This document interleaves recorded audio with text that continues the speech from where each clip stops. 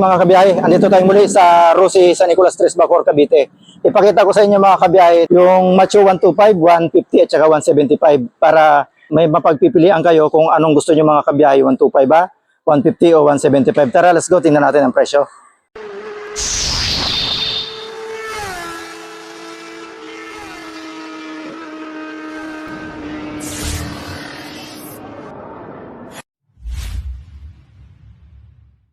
So ipakita ko lang sa inyo mga kabiyahe yung presyo gawa ng marami tayong mga kabiyahe na nagtatanong ng mga presyuhan about dito sa Pantra motorcycle ng Rosie, which is ito nga yung Macho.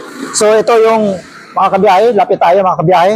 Ito yung Macho 125, may cash tayo dito ang 43,500 pesos at may down tayo dyan. Oh, no down payment mga kabiyahe, straight monthly pala to. So may 1 year tayo na babayaran na 4,710. Yan sa 1 year. Sa 2 years naman, 2,795. So sa 3 years naman mga kabiyahe, meron siyang 2,155. At may rebate pa yan mga kabiyahe na 300.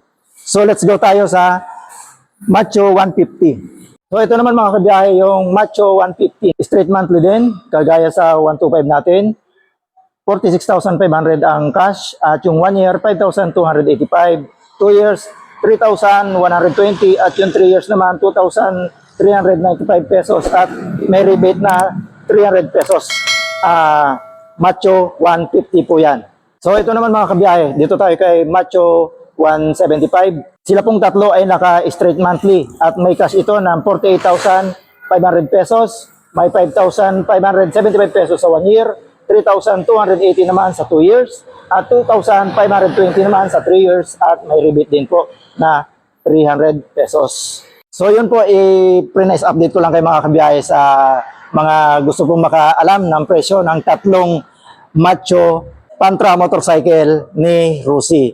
So yun po, i-pre-nice update ko lang kay mga kabiyahe sa presyo ng tatlong Macho Pantra motorcycle ni Rosie. At ako po ay nagpapasalamat sa lahat ng pumapasok sa Biyahe ni Frank Facebook page, TikTok at lalong-lalo na sa ating YouTube channel. Shoutout po sa lahat. Hanggang sa muli, kita-kits. Biyahe ni Frank. God bless.